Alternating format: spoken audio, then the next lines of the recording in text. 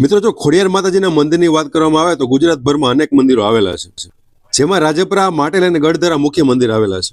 આ બધા મંદિરોમાં તો ખોડિયાર માતાજીના પરચા છે. પણ શું તમે એ જાણો છો ખોડિયાર માતાજીનો જન્મ ક્યાં થયો હતો? ખોડિયાર માતાજીનું મૂળ ગામ કયું હતું? તો મિત્રો, વિડીયોમાં આપ જે સ્થળના દર્શન કરી રહ્યા છો તે રોયસાડા ગામે આવેલું માં ખોડિયાર માતાજીનું મંદિર છે. અને આપ જોઈ રહ્યા છો તે એ જ ઐતિહાસિક સ્થળ છે એ ખોડિયાર માતાજી સાતે બહેનો તેમજ ભાઈ સાથે અહીં પ્રગટ થયા હતા. ખોડિયાર માતાજીની પ્રગટ થયાની નિશાની રૂપે આજે પણ એક વરખડીનું વૃક્ષ છે, અને તે વૃક્ષમાં આજે પણ ખોડિયાર માતાજીનો મગરનો પરચો હાજરા હજુર છે.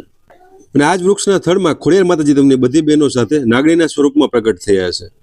જ્યારે આ ગામના સરનામાની વાત કરીએ તો આ જિલ્લો છે બોટાદ, તાલુકો છે બોટાદ અને ગામ છે રોયસાડા. અને આ ગામમાં આજે પણ ખોડિયાર માતાજી જે ઓરડામાં રહેતા હતા તે ઓરડો હજી હાજરા હજુર છે. અને તે જ ઓરડામાં આજે ખોડિયાર માતાજીનું ભવ્ય મંદિર બાંધવામાં આવ્યું છે. વિડીયો સારો લાગ્યો હોય તો વિડીયોને લાઈક કરજો, જય ખોડિયારમાં લખવાનું ચૂકશો નહીં, અને શેર જરૂર કરજો.